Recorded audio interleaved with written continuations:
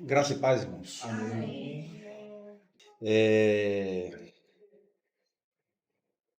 Queria compartilhar com os irmãos um texto no livro do profeta Malaquias, capítulo 4.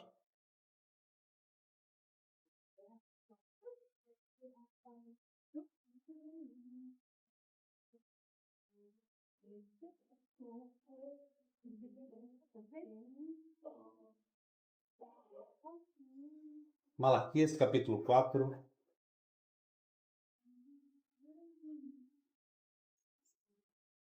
versículo 5 e versículo 6. Diz assim o Senhor: Eis que eu vos enviarei o profeta Elias, antes que venha o grande e terrível dia do Senhor. Ele converterá o coração dos pais aos filhos e o coração dos filhos a seus pais, para que eu não venha e fira a terra com maldição. Amém? Vamos orar mais uma vez. Senhor, nós queremos mais uma vez apresentar diante de Ti esse tempo de comunhão, de reunião, Senhor, em que parte do Teu povo se reúne para Ti, para os seus interesses, para a edificação de cada um de nós.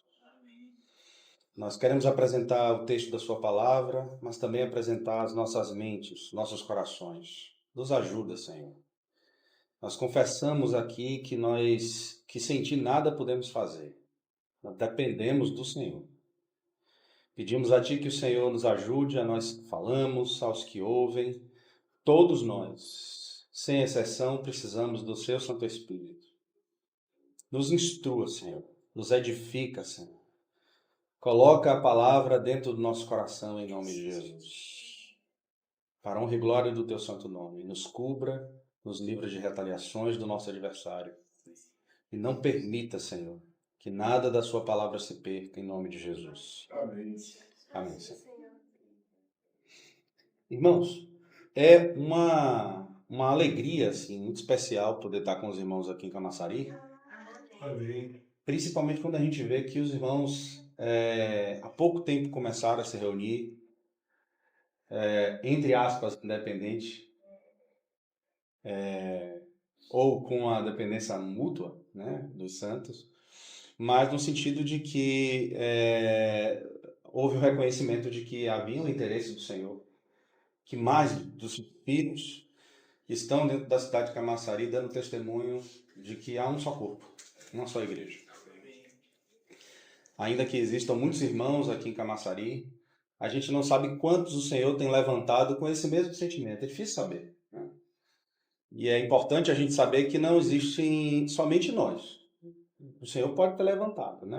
A gente pode cair às vezes no falso engano nas escrituras de Elias, quando ele fala assim, só eu estou vendo o Senhor, e o Senhor fala assim, não, porque tem 7.000 que não se dobraram a Baal.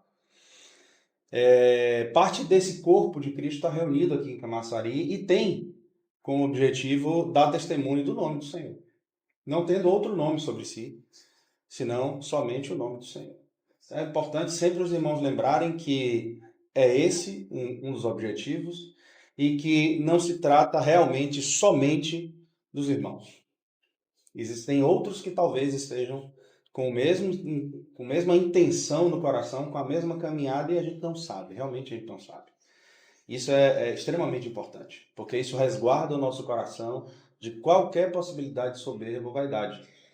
Isso guarda o nosso coração no sentido de entender que o Senhor é o cabeça de fato da igreja, é Ele quem move em cada lugar o modo como Ele quer mover. Isso é extremamente importante. E partindo do pão, lembrar que quando a gente come esse pãozinho aqui no domingo, eu preciso olhar para esse pão e enxergar nesse pão todo mundo que está na Camaçari. E que um dia confessou Jesus como Senhor e Salvador. Se outros irmãos meus não viram e não entendem e não fazem, nós faremos por nós e por eles. Esse é o testemunho que se dá quando a gente está com o pão diante de nós. Senhor, meus irmãos podem não ver, esse é um assunto que o Senhor nos permitiu ver. Aqui em Camaçari há só um corpo. Há só um corpo. Ainda que logisticamente divididos, há um só corpo, Senhor. E a gente dá testemunho para que o mundo veja, mundo espiritual e o mundo físico. Ambos, todos podem ver. E é assim muito gratificante ver que as coisas estão iniciando e pesa no coração alguns assuntos que para mim hoje são muito especiais e talvez não, com certeza, prioritários dentro dessa caminhada para os irmãos que estão iniciando e ajustando alguns assuntos. Eu caminho na vida da igreja talvez aí, sei lá, 16 anos, quase 17. E vim de um ambiente denominacional. Eu era pastor de uma denominação, consagrado numa igreja, numa comunidade. Vim de um berço batista. E num dado momento, por várias circunstâncias, eu acabei indo me reunir com os irmãos. E esse processo foi um processo relativamente demorado. Talvez nem tão demorado assim, mas não foi da noite para o dia. E comecei a caminhar. E eu percebo nesses 16, quase 17 anos de caminhada que algumas coisas nos impressionam no início. Algumas coisas chamam a nossa atenção logo no início. E eu acho que a coisa que mais me chamou a atenção era o modo como os irmãos tratavam as escrituras. Para mim foi um susto.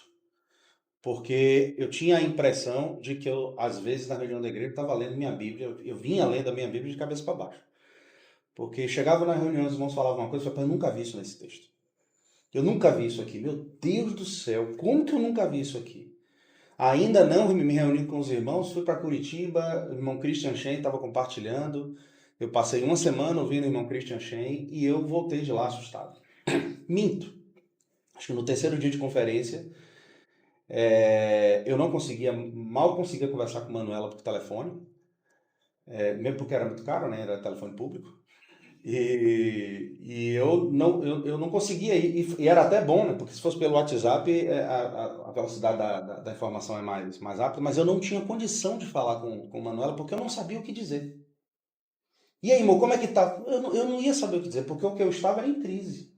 Eu saí, me sentei num gramado um dia de manhã, me sentei no gramado e fiz, acabou. Quando eu voltar para Salvador, acabou para mim, meu amigo. Eu vou chamar os irmãos e dizer, irmão, estou aqui abandonando tudo, vou voltar para cá, vou passar uns 10 anos lendo minha Bíblia. Porque eu não estava entendendo nada que o irmão Cristo estava falando. Nada. Absolutamente. Como? Em tese eu já era quase formado em teologia, irmãos. Eu falei, que Bíblia é essa que ele está lendo? Então isso nos impacta muito quando a gente vem para a vida da igreja. Uma segunda coisa que impacta muito quando a gente vem para a vida da igreja é a tão aclamada e bendita comunhão dos santos. O modo como os irmãos se relacionam era diferente do que eu estava acostumado a experimentar. Era uma comunhão mais próxima, mais íntima. Era mais real no sentido de ver as necessidades e dificuldades uns dos outros.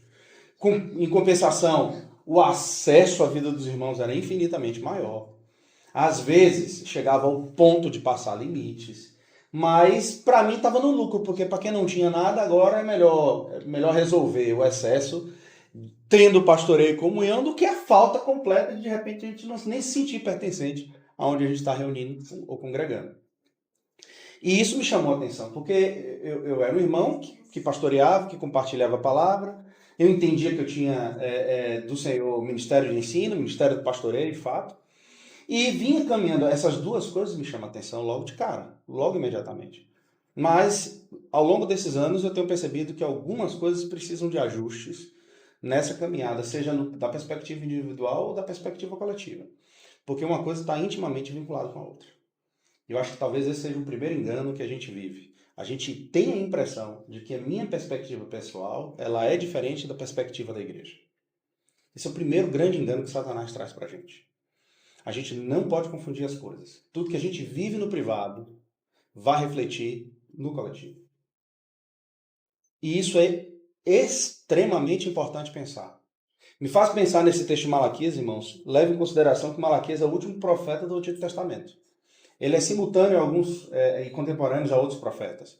Mas é bem interessante como a última profecia descrita, registrada, porque a partir daqui haverá um período muito distante, sem profetas. Eu não concordo que aqui seja um silêncio de Deus. Eu entendo que há 400 anos, até João Batista, de ausência de profetas. Senhor nunca se silencia, mas os profetas silenciaram. Não havia profecia em Israel por 400 anos, desde Malaquias até João Batista. E João Batista, então, vai ser considerado o retorno desse ministério profético, equivalente ao Antigo Testamento, com um adicional que nenhum dos outros teve. Portanto, o maior de todos é que ele viu o cumprimento da vinda do Messias. Ele estava ali, ele viu Jesus com os próprios olhos, ele pôde morrer, apesar da dureza da morte, decapitado, ele pôde ter o privilégio de ver o Senhor, Deus encarnado no Filho. Ele pôde ver isso. Ele viu o cumprimento mais esperado de todas as profecias bíblicas, o Messias. Mas o último assunto que o Senhor vai falar em Malaquias, a última profecia, está relacionado com um assunto que hoje para mim é prioritário.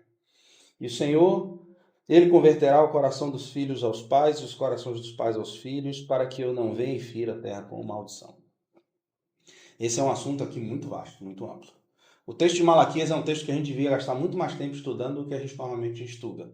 Tem muita coisa em Malaquias que é extremamente importante. Infelizmente, ele só está relacionado a dízimos e ofertas. Infelizmente. Malaquias está longe de ser só dízimos e ofertas.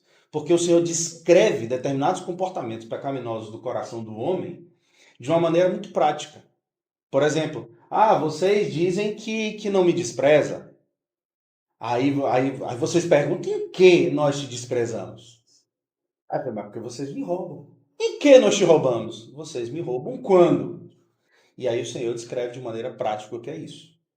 Nesse texto de Malaquias, o Senhor vai falar que a última cobrança do Senhor aqui é: eu vou enviar no espírito de Elias.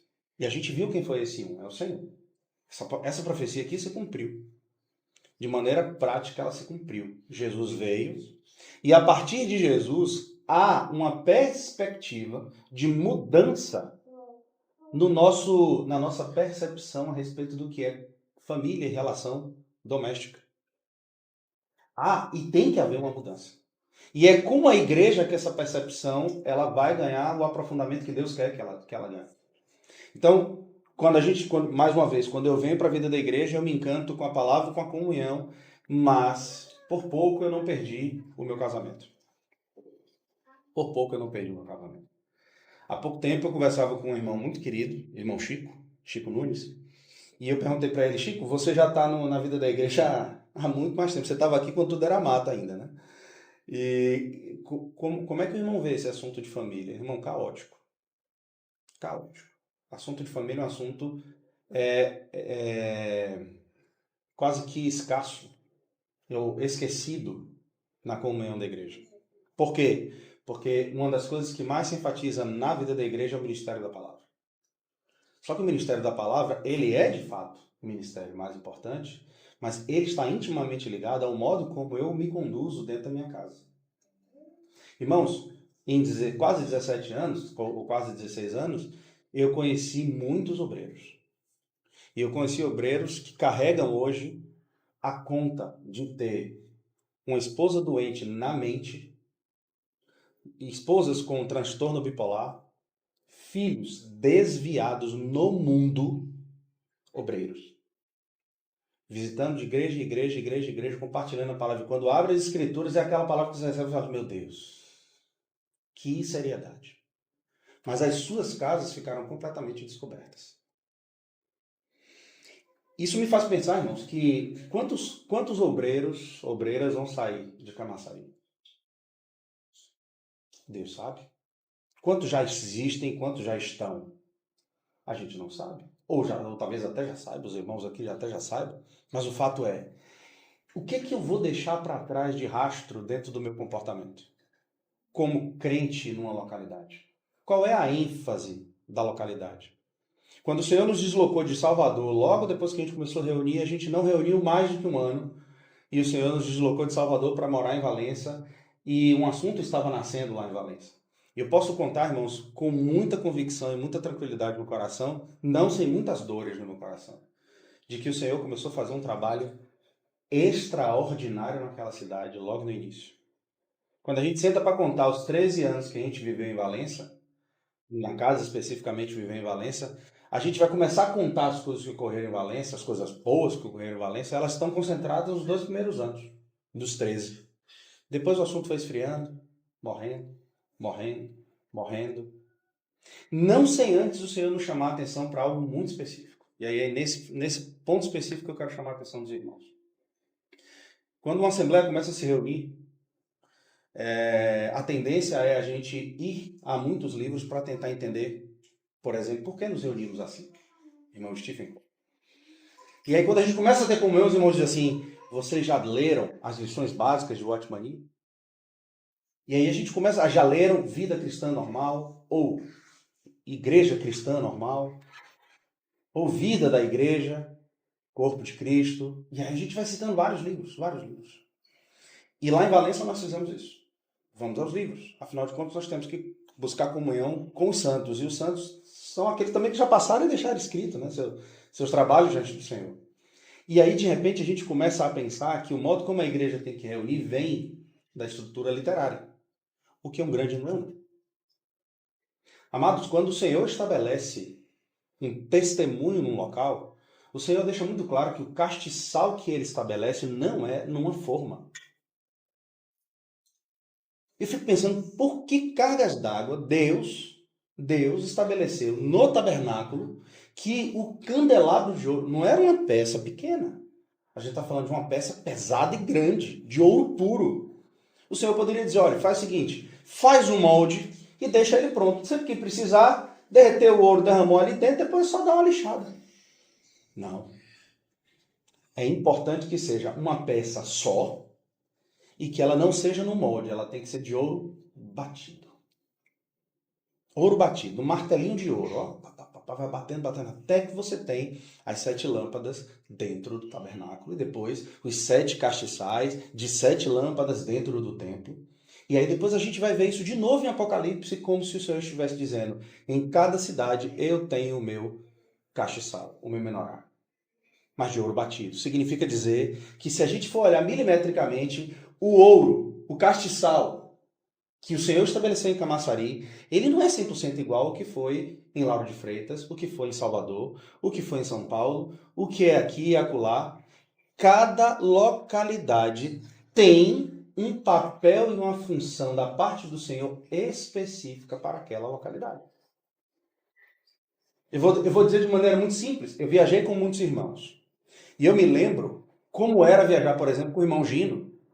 E Gino chegava em Salvador e compartilhava a palavra. Quem teve essa experiência sabe que o irmão Gino só de introdução levava às vezes 1h30. De introdução para a palavra, para depois falar mais 2. E aí eu me lembro de Marcelo Arjones contando pra gente que uma vez uma irmã terminou um compartilhar de Gino, uma irmã virou para Marcelo e falou assim, ó irmão, eu vou dizer, eu respeito aquele irmão Gino ali, mas eu gosto mesmo quando você compartilha. Marcelo fez, você tá doido? Você tá falando de irmão Gino. Ela fala, irmão, não entendo nada que ele fala. O que essa irmã estava querendo dizer? Não é que um era melhor do que o outro. É que a fala de Gino não cabia dentro do que ela entendia como vocabulário. Aí eu me lembro de Gino sair de Salvador, que tinha uma percepção, inclusive, muito mais ampla, e a gente ia lá para Sapé Sul. Chegava lá em Sapé. Tá a gente em Sapé e Gino compartilhando do mesmo jeito. E eu ficava pensando, eu e Marcelo Arjones, um cutucando, será que os irmãos estão entendendo alguma coisa assim? Não estão entendendo nada. E não estavam entendendo nada, irmãos. Mas a palavra foi compartilhada. Alguns pegaram, você não pega tudo, mas você pega uma coisa aqui, uma pontinha aqui, outra lá, e você vai ficando com alguma coisa, mas você não perde tudo. E quem conhece Gino sabe que Gino estava fazendo das tripas coração para adequar sua fala ao público. Afinal de contas, para piorar no caso dele, a fala dele era espanhol, não era português. Então ele tinha que pensar em espanhol, falar em português e escolher no português uma palavra que fosse adequada ao público que estava ouvindo ele. E isso é uma ginástica que você tem que fazer na mente. Mas pense, esse sofrimento que ele tinha nessas localidades, ele não tinha, por exemplo, nas localidades na Colômbia. Tinha. Tem localidades que a gente chega, a gente pode falar com um vocabulário um pouco melhor. Outros, você tem que adequar o vocabulário. Algumas assembleias têm muita facilidade em ficar 2, 3 horas sentado ouvindo. Outras, se você falar mais de 50 minutos, a coisa não anda. Significa dizer que em cada igreja, em cada localidade, existe um jeito específico. Eu me lembro que em Valença a gente começou a ajudar um grupo de irmãos num distrito próximo do centro. Próximo assim, mais ou menos uns 60 quilômetros.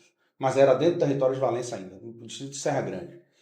E aí toda semana a gente ia lá. E eu ia com todas as boas intenções, irmãos. Toda semana, religiosamente, eu estava lá e compartilhava a palavra. E a casa que a gente compartilhava a palavra era de um irmão de mais de 60 anos de idade, irmão Lita. E a gente sempre compartilhava, e ele atento daquela tradição, né, daquela educação mais tradicional do tempo dele. Eu posso não estar entendendo nada, mas educadamente eu fico, e eu fico ali ouvindo tudo, e eu sempre compartilhava. Aí uma certa feita, a Jones foi comigo, eu falei, vamos lá para Serra Grande, fui embora. Levei Marcelo a Jones. Marcelo começou a compartilhar, olhou para a cara do irmão Lita, entendeu que Lita não estava entendendo nada. Ele parou e fez assim, irmão Lita, o irmão é agricultor, né? Ele fez, eu sou, irmão Marcelo. Deixa eu lhe explicar aqui, na linguagem do irmão. Marcelo mudou a pregação dele toda e adequou a alguém fazendo plantio, plantando a semente, esperando crescer, germinar, crescer, frutificar. Chegou um momento, irmãos, que o irmão Lita não ficou sentado. Ele levantou e subiu no sofá. Entendi! Eu fiz, meu Deus, eu não estou fazendo nada certo aqui. Está tudo errado. E, talvez para o irmão Lita, aquelas reuniões que aconteciam toda semana não faziam o menor sentido. Mas eu entendi que a reunião da igreja doméstica, semanal, tem que ser daquele formato, daquele jeito, daquele jeitinho, daquela forma. Senão, pode ser que desconfigure a reunião. Mas aí eu vou e procuro nas escrituras, onde é que tem nas escrituras o modo como a gente tem que reunir durante a semana. De Gênesis a Apocalipse. Não tem. Não tem. E como é que é então? Não tem nas escrituras. Tem aonde? Tem nos livros. Os livros dizem, ó, tem que ser assim, a reunião tem que ser assim, tem que ser assado, tem que ser assado, tem que ser assado, tem que ser assado. Aí sabe o que é que acontece? Você começa a criar, porque, observe, vocês estão caminhando há pouco tempo. E o que acontece nesse momento, no coração dos irmãos, é muita expectativa em acertar. Eu não quero errar, Senhor. Eu quero cooperar com os meus irmãos para que a gente não dê um passo em falso. Quero cooperar com o Senhor, com a edificação dos santos, com o avanço da igreja. E o que acontece diante disso é que muitas vezes nós chegamos na reunião com muito mais medo das falhas do que da liberdade e do desfrute. E isso provoca muitas vezes na nossa mente uma sensação muito mais insistente de juízo contra mim mesmo. Não, isso aqui eu não posso fazer, isso aqui não é, isso não é coisa que eu posso fazer na reunião. Isso aqui não, isso aqui de jeito nenhum. E aí daqui a pouco isso sai da cabeça dos mais velhos e chega atingindo os mais novos. Se uma criança voluntariamente se levanta e se dispõe e se coloca para fazer algum serviço, não, fica aí, faça isso mesmo. E aos poucos a gente vai matando a liberdade que o Senhor está produzindo. A nossa experiência em Valença passou por essa experiência e infelizmente a gente cedeu a isso. E eu me lembro que talvez num ponto assim, muito convergente, assim, muito específico, o Senhor nos alertou. O Senhor levou um obreiro em Valença e esse irmão compartilhou quase 4 dias sobre o mesmo assunto. Sobre Davi indo lutar com Golias. E a suma daquela palavra naqueles dias, seu irmão Alejandro, foi: vocês precisam tomar cuidado para que a armadura de Saul não esteja sobre vocês. O Senhor não convoca uma assembleia para reunir em torno do nome dele, imaginando que Saul se levante como guerreiro. O Senhor convoca Davi, um moleque, um tampinha, ruivo, o último de sua casa, aquele, mas que estava travando as batalhas que ninguém via. A gente pode achar muito pouco, irmãos, mas Saul jamais matou um leão. Davi guri matou. Para salvar quem? Um povo, um país? Não, ovelha. Um indivíduo se arrisca e quase morre para salvar bicho. O senso de responsabilidade, a percepção sobre responsabilidade de Davi era o que o Senhor estava produzindo. Por isso, venha Davi, você vai saber lutar com Golias, porque você não tem armas humanas. E eu quero é assim, não quero armas humanas. Não faz sentido, quando as coisas estão acontecendo no início, a gente se valer de muitas ferramentas, mesmo que a intenção seja, não posso errar. Irmãos, o que a gente não pode é pecar.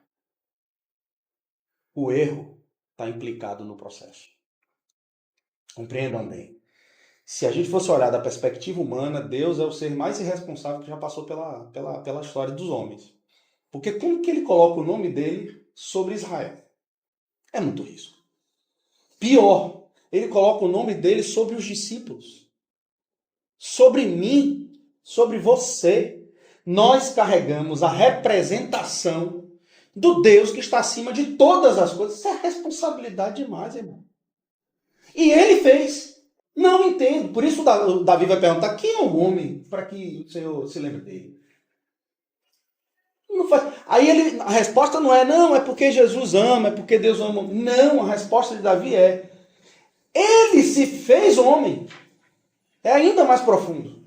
Não só ele lembrou de nós, como se fez homem semelhante a nós, sem pecado. Para que nele pudéssemos ter respaldo, vida, experiência, fluxo de seiva para essa videira que somos nós. Então, é importante, no momento em que vocês estão vivendo, buscar da parte do Senhor a direção que o Senhor quer para a igreja de Camaçã. Amém. O que é que o Senhor pretende aqui?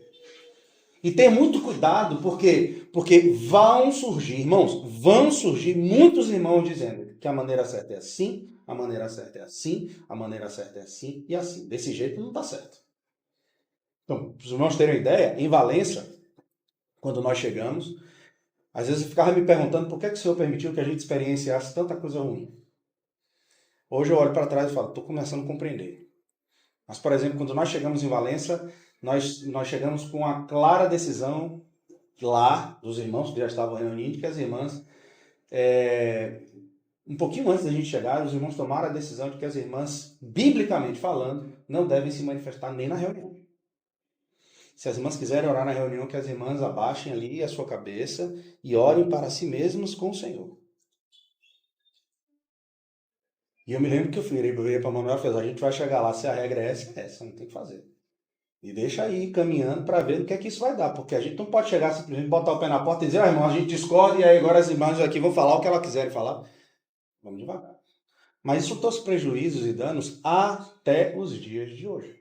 Recentemente, depois da conferência agora, teve um ruminar em Amaralina.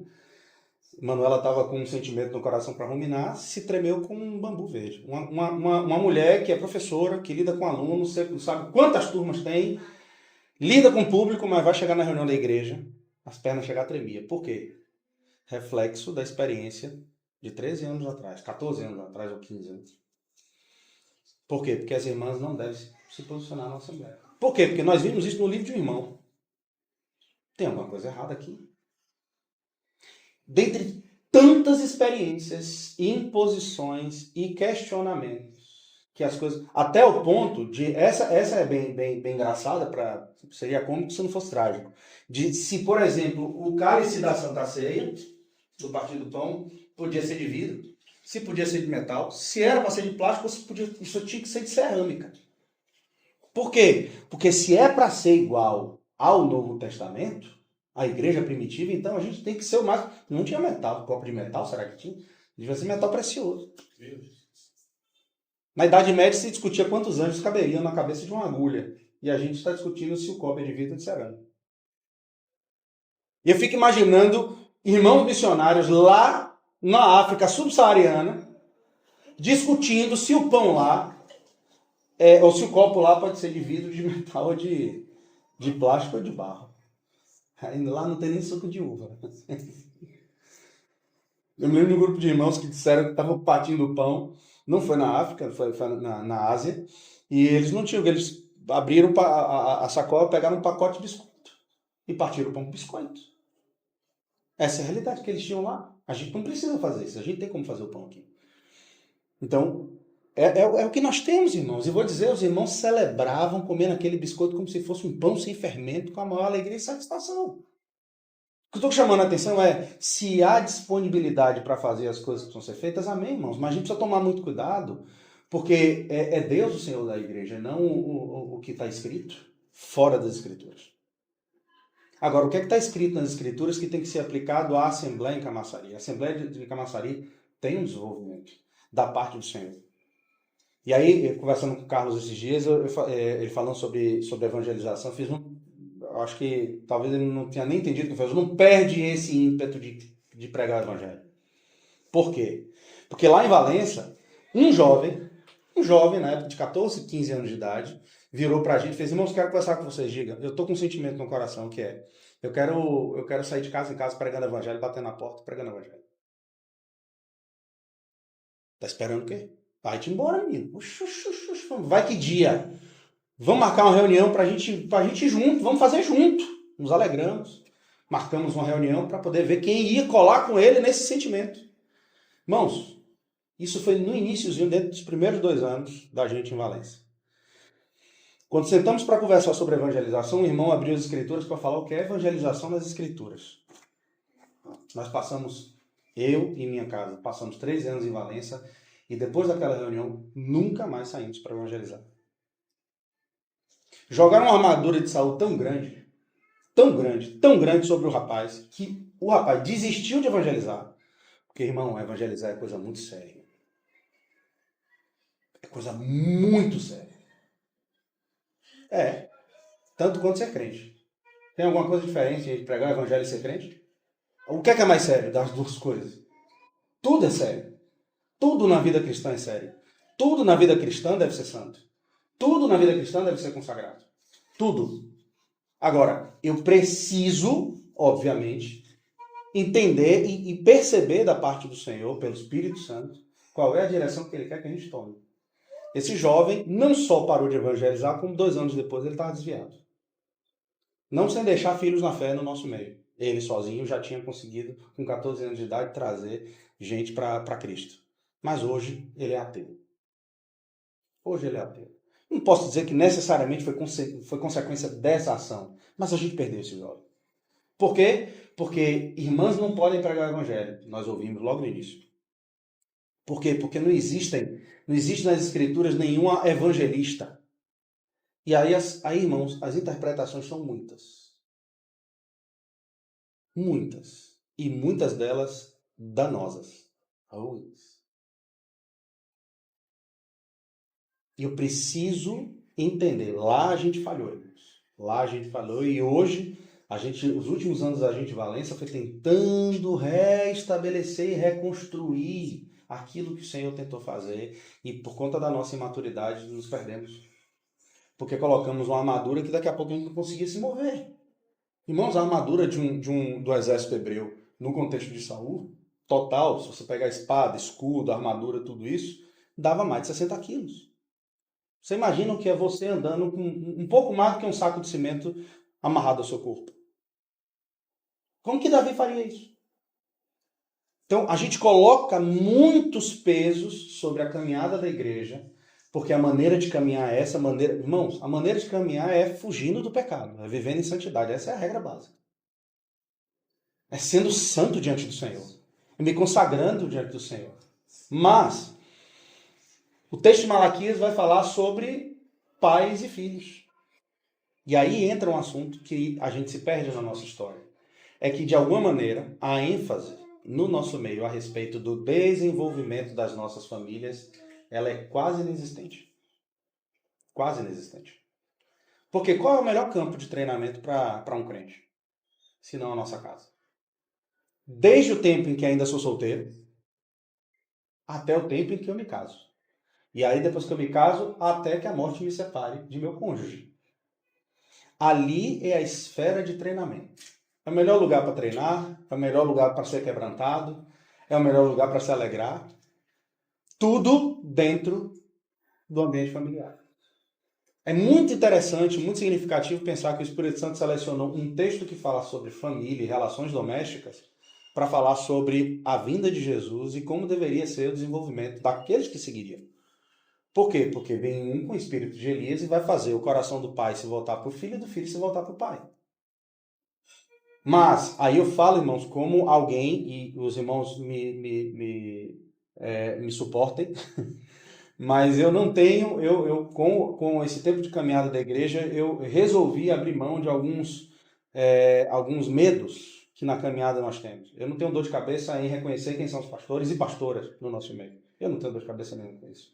E porque eu sei que no nosso meio não vai ser, porque de repente Darlan é, da parte do Senhor, um irmão, um jovem levantado do Senhor para pastorear. E Beli também, por exemplo.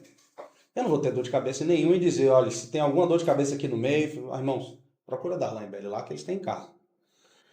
Isso não pressupõe que ele agora vai botar um paletó, uma gravata, vem aqui para frente e dizer, eu sou o pastor da igreja de Camaçari. Isso não tem nada a ver uma coisa com a outra, porque tem a ver com graça, função no corpo de Cristo. E vai ser assim, irmãos, misturado. Quem é quem? A igreja sabe. A igreja sabe. Na caminhada, a igreja discerne. A igreja vai percebendo. Às vezes com um desfalque ali, um problema acolá, mas via de regra, a igreja sabe identificar quais são as funções que são estabelecidas no convívio da comunhão. Então, quando você pastoreia, você vai descobrir, irmãos, que na verdade a gente está com um déficit muito grande na prática de uma boa convivência familiar. Eu tenho dito, e isso é real. Tenho conhecido jovens, homens, meninos e meninas, adolescentes, jovens, que a última coisa que querem é casamento. No nosso meio, eu estou falando assim, no nosso meio, estou falando de maneira geral, mas eu já vi isso em Salvador, em Valência, em Lauro de Freitas, e em tantas outras assembleias que eu já andei. Jovens que não desejam casar-se, porque homem não presta. Porque mulher é tudo igual. Jovens do nosso meio, crescido, nascido e criado no nosso meio, que diz, mulher pra gente varrer. E aonde é que e aí a gente acha que o grande troféu é se reunir sem placa. Não faz sentido. Não faz sentido. Se a nossa casa está em desajuste, não adianta não ter placa. Não adianta. Porque o testemunho de unidade, ela não pode ser a reunião da igreja no domingo nesse salão. O testemunho de unidade se dá quando pai, mãe e filhos vivem unidos em casa. Amém, glória a Deus. Porque não faz sentido para mim, eu falo isso sempre, irmãos, acompanhando jovens, acompanhando adolescentes muitas vezes, não faz sentido eu ouvir da boca de alguns jovens o que eles pensam a respeito da vida da igreja, do Senhor, do casamento, da vida cristã, o que eles pessoalmente pensam. Aí eu olho para os pais e falo assim, oxe, porque eu conheço os pais.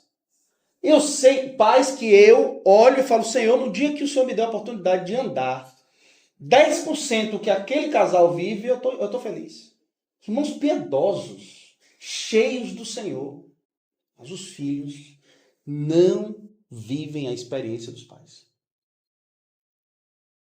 Se isso não é desunião, eu não sei o que isso é. Porque a fala dos pais não encontra no coração dos filhos caminho, espaço e depósito. Não encontra. Não encontra. Mas muitas vezes, tanto da perspectiva individual quanto coletiva, a gente vive somente focado em vamos dar testemunho de unidade, vamos dar testemunho de unidade. Irmãos, tem muito testemunho de unidade que está ruído no centro das assembleias. Mas não tem placa. E aí eu quero chamar a atenção para os irmãos de alguma coisa que eu sempre ouvi desde que eu comecei a me reunir. Porque quando a gente começa a ouvir sobre testemunho de unidade, é muito comum a gente ouvir falar sobre a experiência de Esdras e Neemias. Por quê? Porque a gente está falando dos livros nas Escrituras que falam da restauração do Senhor.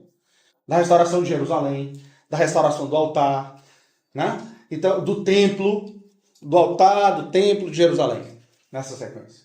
Quando a gente ouve essas coisas, a gente fala assim, então o Senhor tem que restaurar. Eu vou fazer parte do grupo que o Senhor está levantando para restaurar o testemunho do Senhor.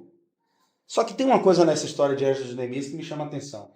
O povo sai de Babilônia, preste muita atenção nisso. O povo sai do centro de Babilônia, aonde o trono de Satanás estava. Eles saem do centro de Babilônia e vão para Jerusalém. E quando chegam em Jerusalém, encontram uma cidade que está há mais de 70 anos, 70 anos, vamos dizer assim, pouca coisa mais do que 70 anos, sem o seu povo. Como é que estava Jerusalém? Os muros derrubados, o templo destruído. Se não tinha templo, também não tinha o altar. Tudo devastado, tudo destruído. Agora eu quero que vocês pensem. Imagina agora mais de 40 mil pessoas descendo de Babilônia para chegar em Jerusalém. Agora que se coloquem nessa situação.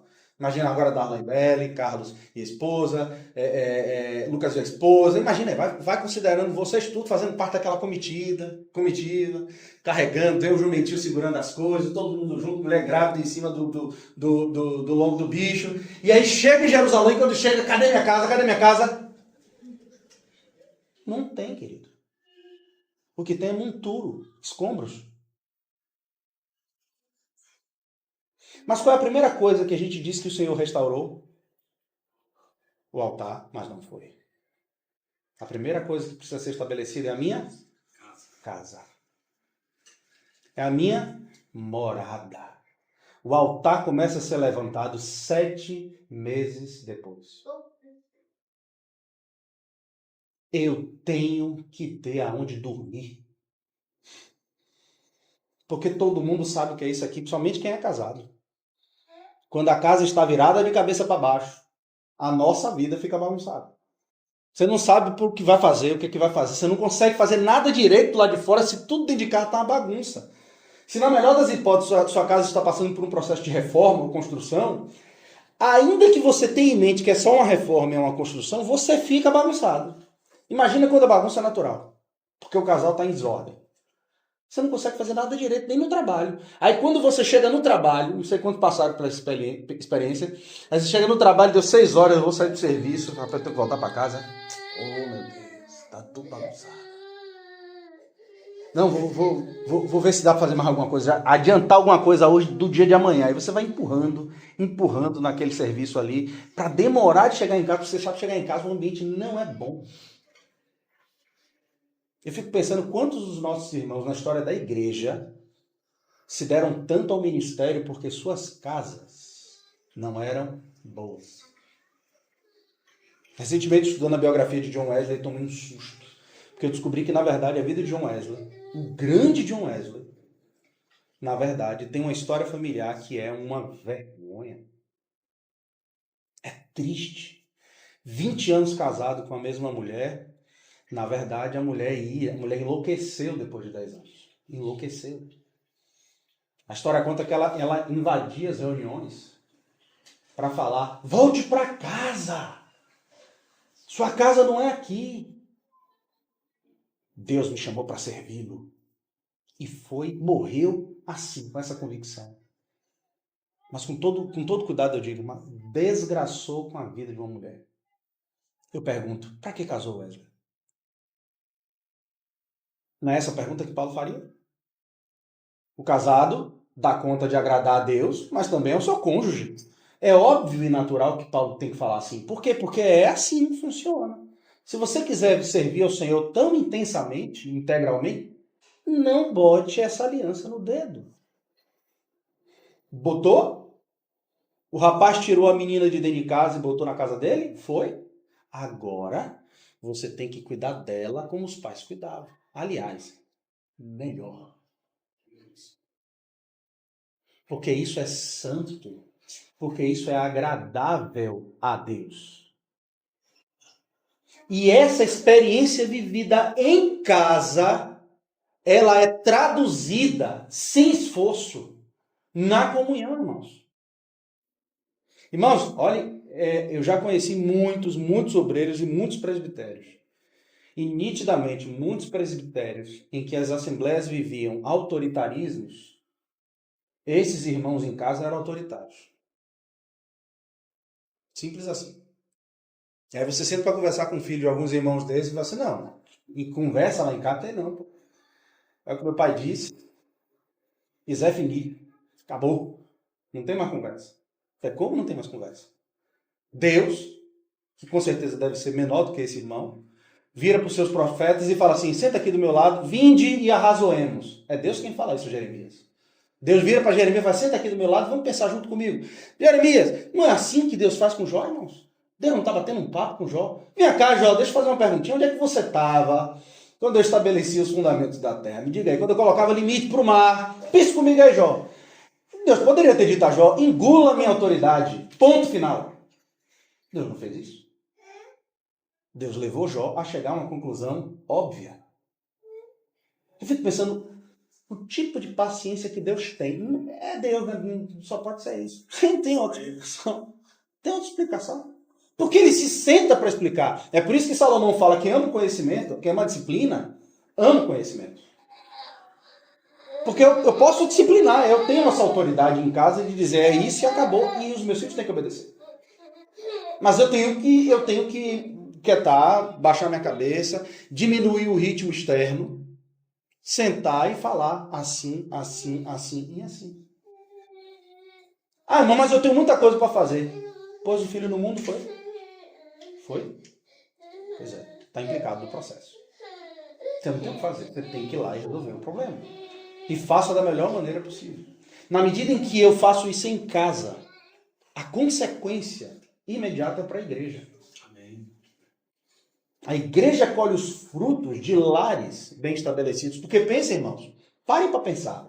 É porque hoje a gente não consegue associar determinadas perspectivas, mas pense, a gente vive hoje numa sociedade pronta. Quando o Darlan e Belle se casaram recentemente, eles entraram numa sociedade pronta. Está tudo pronto. Agora, pense como é que funcionaria. Tente. Às vezes eu faço esse exercício e eu fico parecendo uma maluca dentro de casa, estudando. Imagine que a gente vive agora há 300 anos atrás. Aqui no Brasil. Aqui no Brasil. E aí, de repente, Lucas se converte. E aí ele vai pregar o evangelho. E aí ganha a esposa para Jesus. Aí vai, se casa com ela, ganha a menina para Jesus. Né? Depois vira esposa. E aí isso vai ampliando, o casal prega o evangelho, daqui a pouco mais 2, 3, daqui a pouco tem 30 pessoas ali reunidas. Como é que funciona as reuniões dos lares? Nesse caso. Como é que é isso? Pare para pensar. De imediato, a casa dele e dela vai ser a casa onde ele vai dizer assim, não vem para minha casa, tem que estar fazendo uma reunião aqui doméstica. Vem participar comigo. Porque lá em Êxodo não é assim que o Senhor estabelece?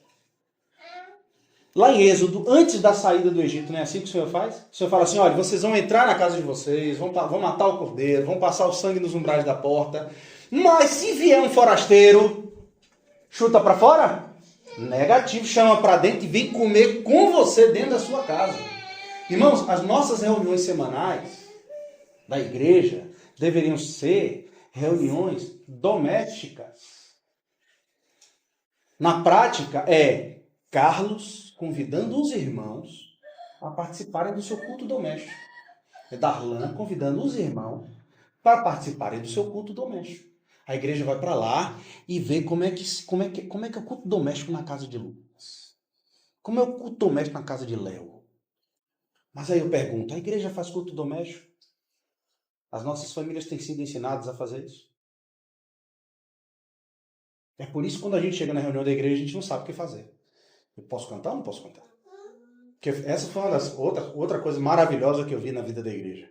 Eu saio de uma denominação, pastor, aquela coisa toda organizada. E quando eu chego lá no Nordeste Amarali, na época, no Polivalente, quando eu chego lá, que eu olho para aquela assembleia, todo mundo igual, eu não sabia quem eram os pastores, todo mundo sentado, não tinha um destaque para o grupo de louvor, todo mundo cantando.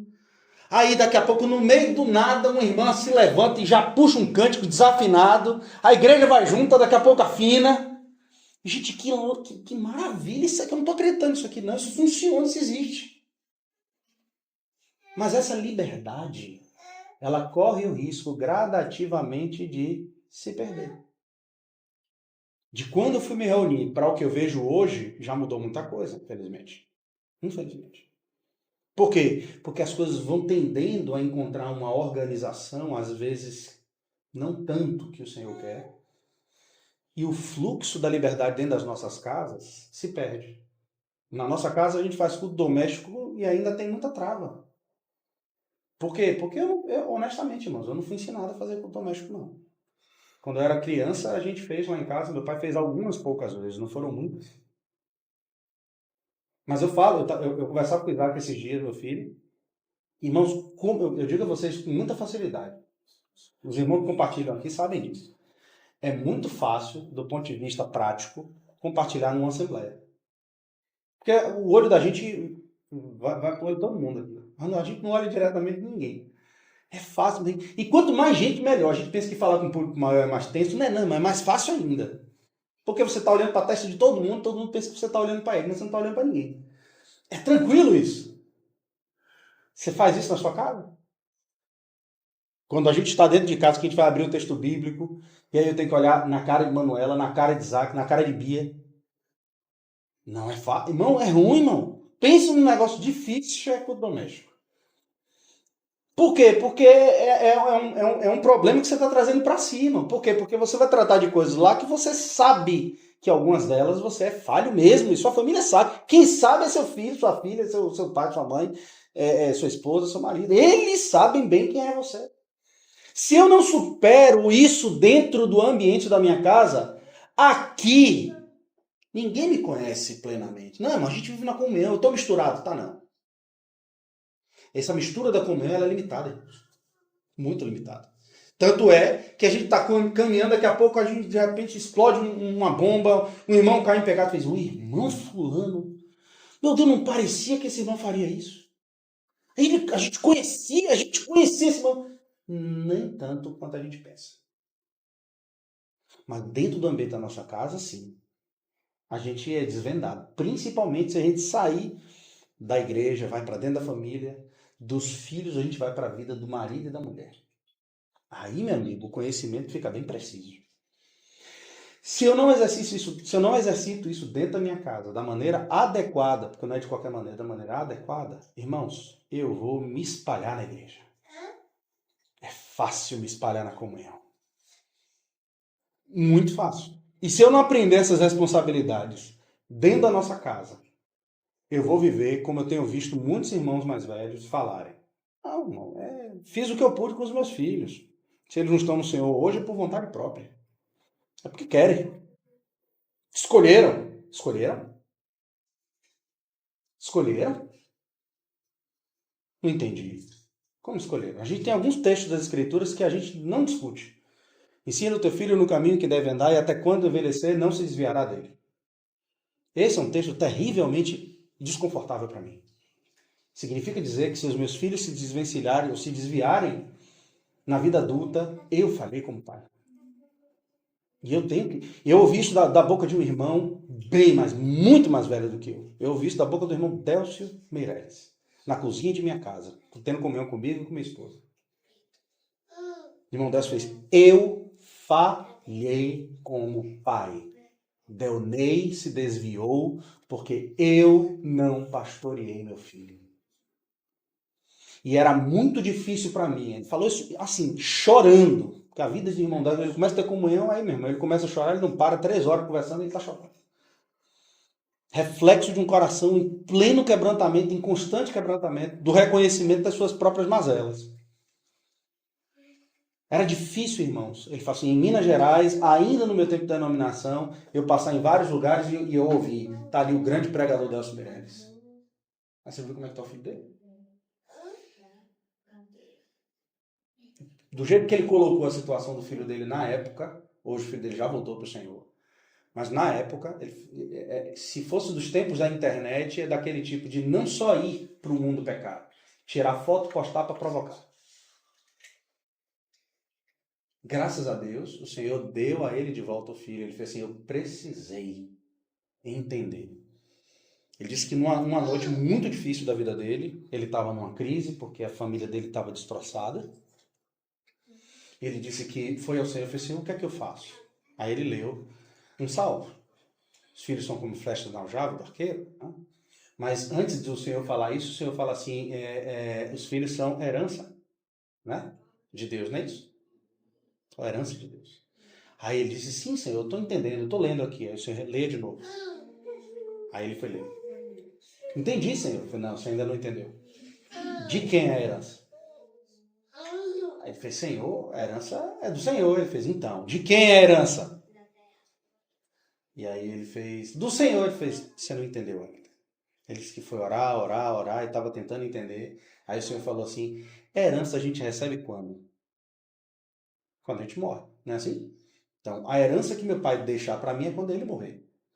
Então, a herança que um pai deixa para o filho não é do filho? Se a Bíblia diz que é a herança do Senhor, significa dizer que muitos pais entendem no final das contas que os filhos pertencem a eles e não a Deus. E o Senhor só pode atuar nos filhos quando os pais morrem para essa percepção.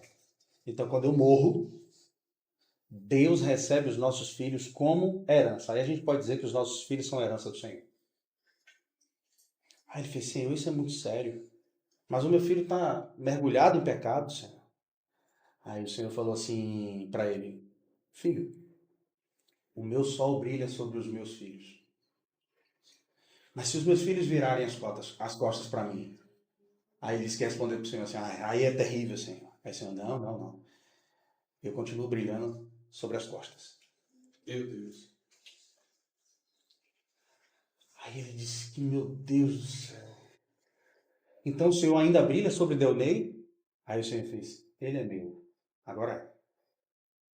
Ele disse, irmãos, ele falou assim para mim e para Manuel, naquela noite, isso era de madrugada, ele disse que não dormia enquanto Deonei não voltava para casa. Naquela noite, ele fez, entendi, Senhor. Confessou os pecados, as falhas, os erros dele como pai e entregou ao Senhor. Ele errou como pai, mas sempre há esperança no Senhor. Naquela noite ele dormiu. Dormiu. Quando ele acordou, que ele foi para o escritório dele, Deonei tinha vindo de madrugada e tinha escrito na prancheta dele, Pai, hoje eu voltei para o Senhor. Naquela madrugada. Deonei se volta mais uma vez para Jesus. Mas nessa história de Delcio Meirelles me chama a atenção é que ele precisou reconhecer a falha dele.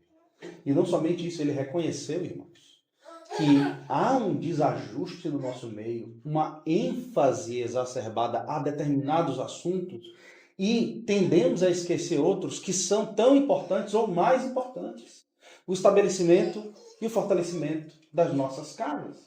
Eu aprendi no nosso meio a seguinte frase, as nossas casas são como colunas. E a igreja ela sobrevive por meio de casas sólidas. Nossas casas são sólidas?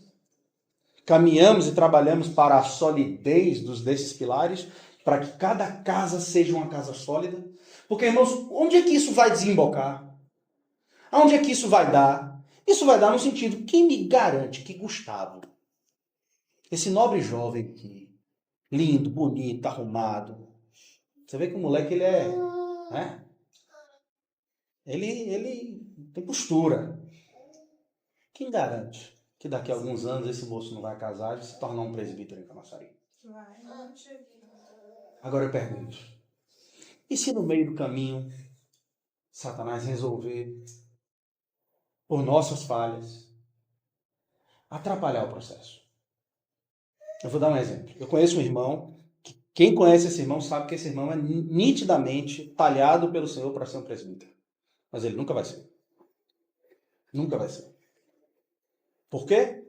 Porque ele, na história de vida dele, já cristão, se meteu num casamento que não devia se meter. Aí ele, na época ele era da Assembleia de Deus. Ele se meteu no casamento que não devia se meter. Esteve casado 4 anos, teve 2 filhos, e depois de 4 anos a esposa simplesmente disse, estou indo para casa dos meus pais, e acabou o casamento. Foi embora. Aí esse irmão se desvia, se enlaça no outro relacionamento e tem outro filho. Aí ele volta para o Senhor, encontra outro relacionamento. E aí faz mais 4 filhos. Como que esse irmão dentro de uma assembleia vai ser presbítero, se a Bíblia fala que o presbítero precisa ser marido de uma mulher só? Mas quem conhece esse irmão, hoje, vivendo a vida piedosa que ele está vivendo, sabe que ele foi talhado para presbitério. É um irmão que o Senhor, é como se o Senhor tivesse desenhado isso para ele, mas na trajetória dele, se meteu em muitos problemas.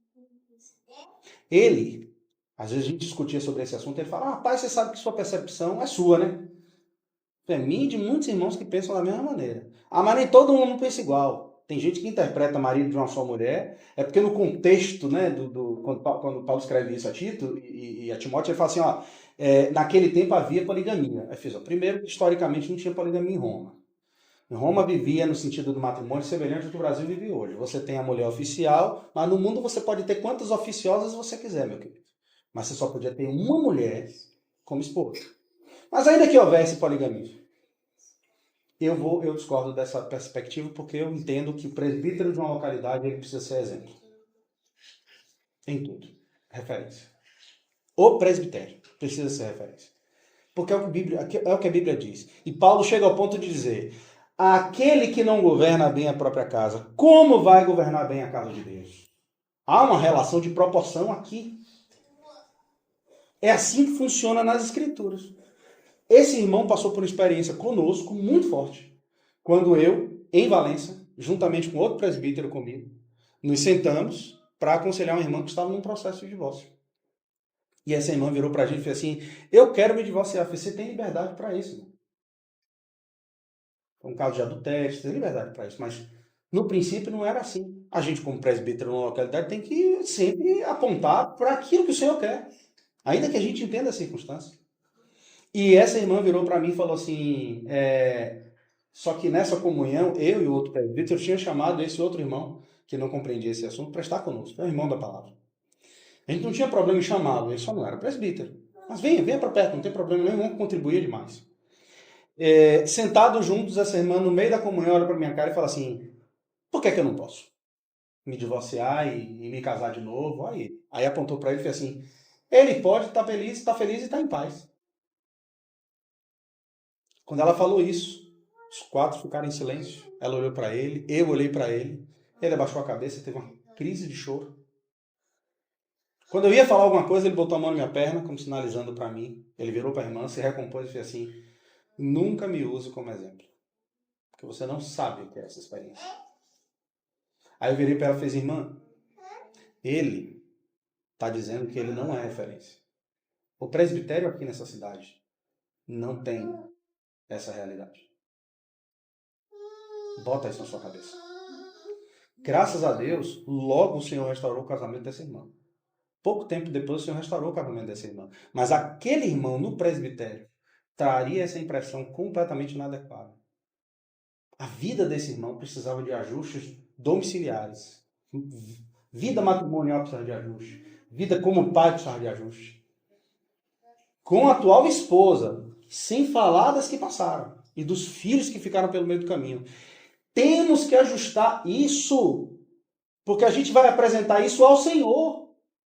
Eu não vou apresentar minhas ovelhas ao Senhor, porque eu já aprendi que, irmãos, a ovelha é de Cristo. Mas tem umas que são responsabilidade imediata, minha mulher, meus filhos. E não é só eu sou pastor de Manuela, não. Aquela moça ali, aquela moça bonita ali no fundo, ela é minha pastora. Porque se ela não for isso para mim, eu não sei o que é que ela é. Porque quem puxa minha orelha muitas vezes é ela.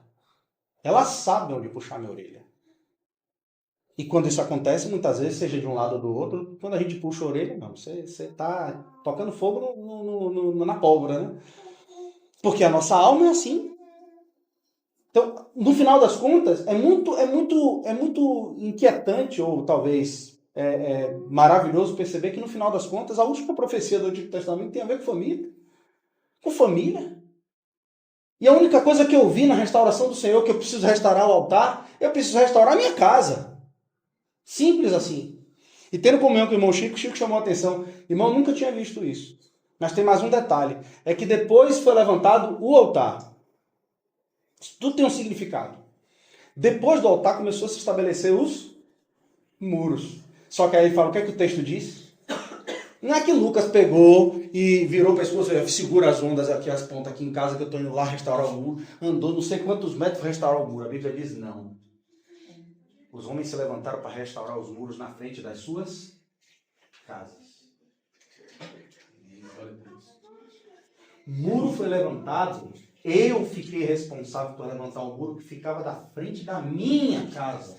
A primeira pergunta que eu falei, eu tinha casa? Tinha, porque eu levantei. Eu tenho que me preocupar imediatamente com o muro que está à frente da casa de casa? Não, eu tenho que me preocupar com o muro da minha casa. Por quê? Porque eu preciso proteger os meus. Eu preciso trabalhar para o Senhor dessa maneira. Eu preciso proteger. Irmãos, se eu fizer o meu papel, se eu fizer o meu dever de casa, sobra tempo e espaço para lidar com os que não tiveram a oportunidade que os meus filhos tiveram de nascer num lar cristão e piedoso. Porque vai vir lá daqui a pouco, aí quando pensar que não, essa semana vai um jovem lá para o meio da reunião semanal, na casa dos irmãos, e aí se converte, mas aí o menino tem lá 25 anos de idade, viveu atrocidades. Acabou de converter. Esse jovem vai dar muito trabalho. A igreja tem que concentrar esforços para pastorear essa vida. Mas aí eu tenho que me preocupar com o filho de meu irmão, de 12 anos de idade, que nasceu num lar cristão, mas que não tem a menor educação cristã. Faz sentido isso? Eu tenho que cuidar dos meus filhos. Eu tenho que cuidar da minha esposa, do meu marido. Eu tenho que fazer isso. E a consequência imediata é sobrar tempo para os pastores conseguirem fôlego para cuidar daquilo que de fato é necessário. Lá fora. Não é que os nossos filhos... Tem coisas que eu sei que eu não vou poder tratar. Tem coisas que eu vou ter que largar Isaac na mão dos pastores, meu amigo. Porque tem coisas que eu sei que é importante que se escute do lado de fora, porque isso faz parte da comunhão. São outros detalhes das Escrituras.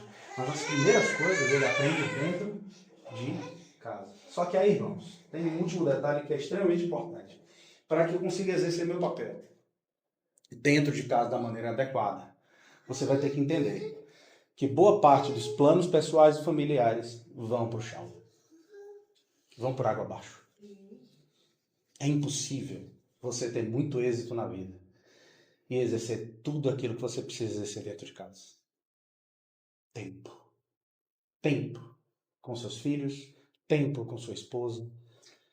Aí você pensa, irmãos, a gente estava estudando o texto das Escrituras, a Emanuela, e uma coisa me chamou a atenção no compartilhar dela, é que em Deuteronômio 6, fala que nosso trabalho, o Senhor nos denuncia ali, nos dá a notícia ali, de que o nosso trabalho se estende dentro da nossa casa e fora da nossa casa, na seguinte perspectiva.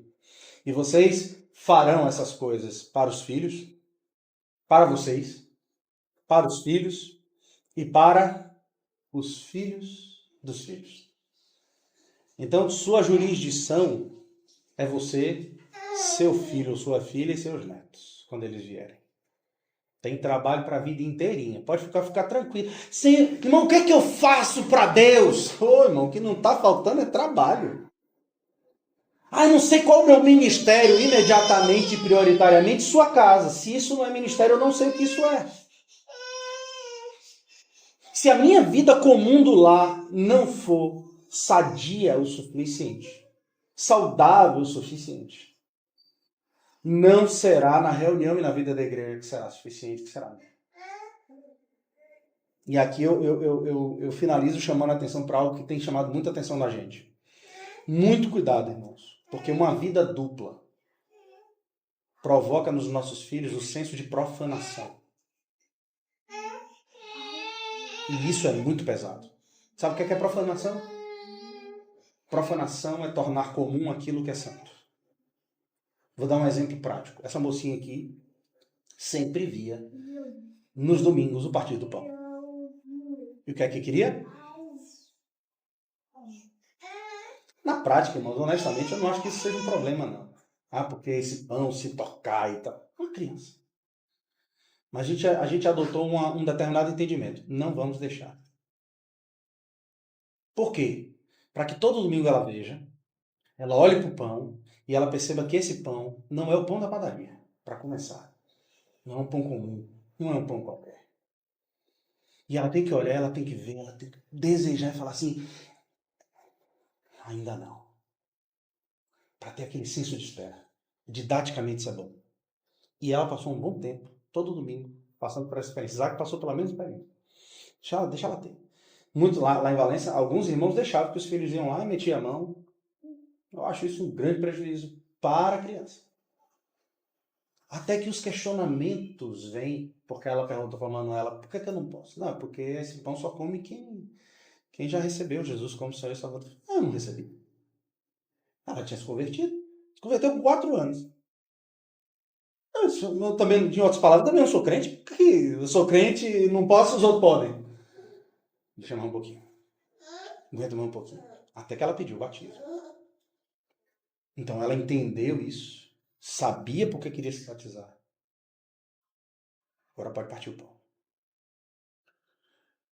Tem problema antes? Do meu ponto de vista, eu acho que não tem problema. Mas eu penso que torna comum aquilo que é santo, não faz sentido. Mas aqui é só uma esfera didática. A parte ruim, irmãos, é quando eu, como pai, sou um problema dentro da minha casa. Não converso com ninguém, não tenho experiência doméstica real, não vivo uma boa realidade. Dentro de casa eu sou grosseiro, eu sou ruim, não trato bem minha esposa, não trato bem os filhos, mas quando chega na reunião da igreja, irmãos, paz querido, tudo bom, paz amada, graça e paz, tem até sorriso. Aí o filho está olhando essa cena toda, oxe. Olha qual é o resultado desse processo. O irmão Léo hoje vai compartilhar a palavra. Aí, irmão Léo levanta, vai compartilhar a palavra. Eu compartilho, tá, o filho, a filha, vendo os filhos, tudo, vê tudo. Na cabeça daquela criança é muito simples. Eu posso ser aquele bicho dentro da minha casa e ser outra coisa na reunião da igreja. Significa dizer que isso aqui que a gente faz e que é santo é comum. Por quê? Porque bom seria se fosse o que aconteceu com a Ananias e Safira. Pum! Caiu fulminante. Aí a criança aprendeu didaticamente que uma coisa ali. Mas pela misericórdia, outro dia um irmão virou para mim e falou: irmão, não veja acontecer o que acontecia no Norte da Filha. De graças a Deus, tá? Era capaz de ter uma assembleia fulminada, não era Ananias e Safira, não. Pela misericórdia do Senhor, sua longanimidade, o Senhor não faz o que faz. Não é que ele não tenha poder para fazer. Ele não tem feito. Por um motivo ou por outro. Mas quando essa vida dupla acontece, significa dizer, e aqui na frente, esse pai, essa mãe, no serviço, porque pode ser pregando, pode ser no serviço às crianças, pode ser servindo, dando carona para os irmãos, não importa. O serviço comum da igreja, se for diferente daquilo que eu vivo dentro de minha casa, gera nos meus filhos senso de profanação. Significa dizer que eu posso lá na frente, como às vezes acontece, eu posso lá na frente fazer o que eu quiser na vida oculta, porque lá na frente não acontece nada mesmo. E no final das contas, rapaz, conhece o irmão Léo? Bênção. Aí o menino vê, não, pô. Não é. Eu falo isso porque eu cresci ouvindo meu pai falando de meu avô. Eu cresci ouvindo meu pai falando de meu avô. Meu avô foi o primeiro crente de Simões Filho. Quem pregou o evangelho foi meu avô. Simões Filho não era nem cidade ainda, nem era emancipado. Meu avô deixava os filhos dentro de casa da minha avó, pegava um facão, botava na cintura, vendia, porque tinha uma feira, vendia lá em Itapajipe, bairro do Uruguai, vendia, pegava aquele dinheiro e falava, tô saindo. E era assim. Minha avó já arrumava as coisas dele. Primeira experiência é quando ele saía de casa assim, virava à esquerda.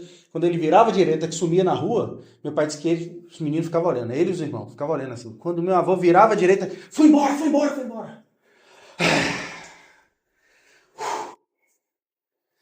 Meu avô sumia. Foi para onde? Pegava esse facão, cortar mato, literalmente.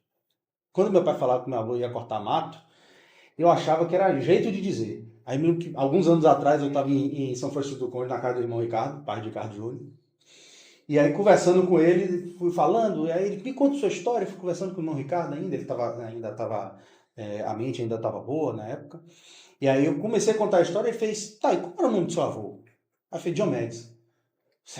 Não, você é neto de Diomedes. Pois é, meu irmão, eu era criança, eu conheci seu avô no meio do mato, cortando mato para pregar o evangelho em Simões Filho, Camaçari, região. É mesmo? Seu avô era um gigante. Aí ele começou a contar a história do meu avô que meu pai nem sabe. Mas senta com meu pai e com os meus tios e veja o que é que eles têm para dizer de meu avô. Um bicho. Um bicho. Para meu avô, marido não pode ser espancador da esposa. Mas um tapinha, se for didático, não tem problema. Meu avô pregava o evangelho 4, 5 horas consecutivas. Ninguém piscava o olho. Dia de Santa Ceia, meu avô ficava assim, ó, no púlpito, no palco da igreja, olhando. Se ele descobrisse que um irmão não estava na Santa Ceia, ele sabia se aquele irmão não foi por irresponsabilidade, ou se, por exemplo, era um irmão que morava nas palafitas, no subúrbio. Esses, ele voltava para casa, não almoçava.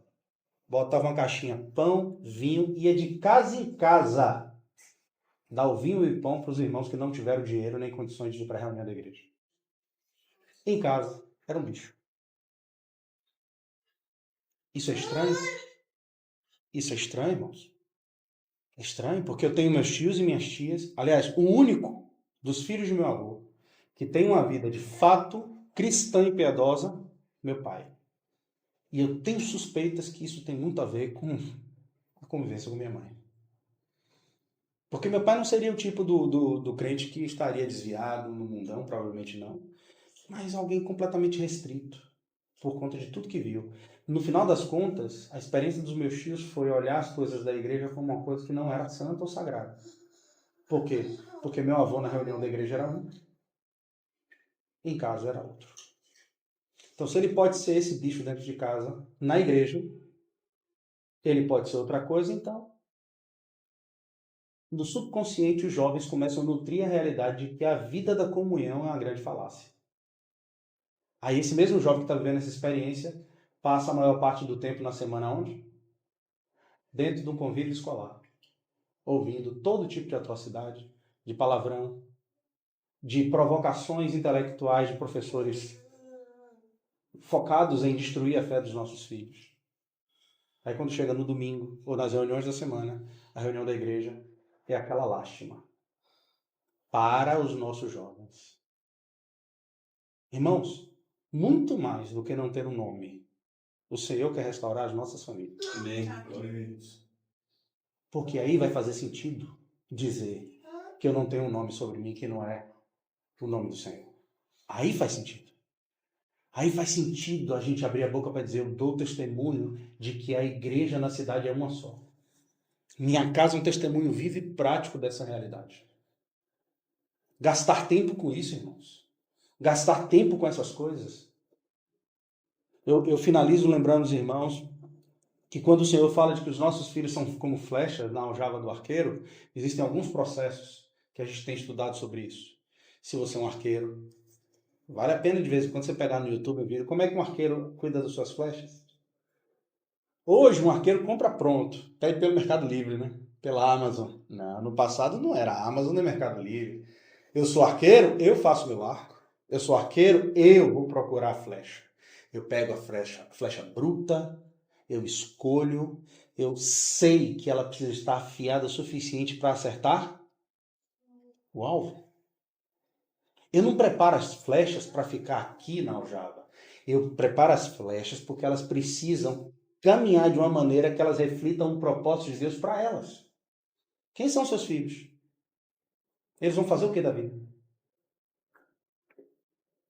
Eu, como pai, como mãe, estou lidando com os meus filhos, procurando saber o que Deus quer para a vida dos meus filhos? Eu vou dizer uma coisa, irmãos. Meus pais tiveram 4 filhos, eu sou o mais novo. Todos os meus 3 irmãos são muito bem-sucedidos financeiramente. Mas aprove o Senhor selecionar o último para viver uma vida completamente diferente dos demais. Graças a Deus que minha mãe vive isso. Porque meu pai não via. Pelos traumas que meu pai viveu dentro de muitas congregações, de muita sujeira que a gente viu de perto. Meu pai uma vez orou para minha mãe e falou assim, nunca que meu filho vai ser um pastor. Nunca. Se disser isso para ele hoje, ele vai dizer, não, eu nunca falei isso. Né? Falou. Falou e fez tudo possível para que eu não me tornasse. Mas minha mãe vivia dizendo para meu pai, quando o Léo nasceu, cada um dos meus filhos, eu disse ao Senhor que eles seriam o que Deus queria que eles fossem. Se um pai e uma mãe não interpreta isso e não entende isso, acredite, irmãos, às vezes eu vou atrapalhar a vida dos meus filhos. Em muitos assuntos, no início, meu pai atrapalhou muito minha vida. Meu pai poderia cooperar com toda a graça e piedade de vida que ele tinha, mas ele tinha traumas, ele não queria saber disso. Hoje meu pai é um cooperador. no serviço. Hoje meu pai é um cooperador que para mim é muito estranho determinadas coisas que meu pai faz lá no sítio. Eu falo assim, rapaz, velho, no passado meu pai não faria isso de jeito nenhum. Porque ele não queria me ver misturado com essas coisas. As flechas precisam ser trabalhadas, afinadas para o envio. Você está enviando seus filhos ou planejando os filhos para serem enviados pelo Senhor? Muitos casais não querem nem pensar em ter filho. Absorveram a mentira diabólica de que filho atrapalha. Filho nunca atrapalhou. Filho é gasto também, não é? Não é? Isso é coisa do diabo. E por fim, irmãos, antes do envio da flecha, quando você puxa o arco, você traz a flecha para onde? Para o seu peito. Para perto. Antes de enviar, primeiro tem que vir. Aí depois você solta. Agora está nas mãos do Senhor. Está nas mãos do Senhor, mas você é um arqueiro hábil. Você sabe que você atirou para acertar o alvo. Essa que é a impressão que o texto de Salmo diz. E eu preciso trabalhar a minha vida. Minha vida comum da igreja tem que ser reflexo da minha vida comum do lar. E isso é urgente. Urgente. E urgente. Existe o excesso disso, irmãos. Existe o excesso disso lá quando você lê o livro de Ageu, você percebe que o povo se excedeu. Porque depois que construiu o templo, o povo fez assim, agora é minha casa, minha casa, minha casa, minha casa. E você fala assim, vocês estão preocupados com a casa de vocês, a estrutura de vocês e a minha casa? Como é que fica? Que aí é outro extremo. Mas como a gente está vivendo a época em que a gente não está dando atenção à nossa casa, de fato como deveria ser, então a ênfase aqui é aquela, eu preciso primeiro estabelecer minha casa, para depois pensar no estabelecimento da casa de Deus. Porque uma coisa é consequência da outra. A vida comum do lar, bem vivida na direção do Senhor, vai gerar como consequência uma vida comum da igreja saudável também. E diga, irmãos, não há motivo para desespero. Há motivo sempre para arrependimento. E se arrependendo, confiar no Senhor, que o Senhor pode fazer milagres. Deus tem feito milagres. Acreditem nisso, Deus tem feito milagres em muitas famílias. Que a nossa casa seja essa vida real, vivida com saúde, para que a minha experiência na igreja seja consequência disso. Amém. E os meus filhos amem a vida da igreja, minha esposa, meu marido amem a vida da igreja. Que o Senhor tenha misericórdia de nós. Agradeço a paciência dos irmãos. Que o Senhor nos abençoe em nome de Jesus. Amém.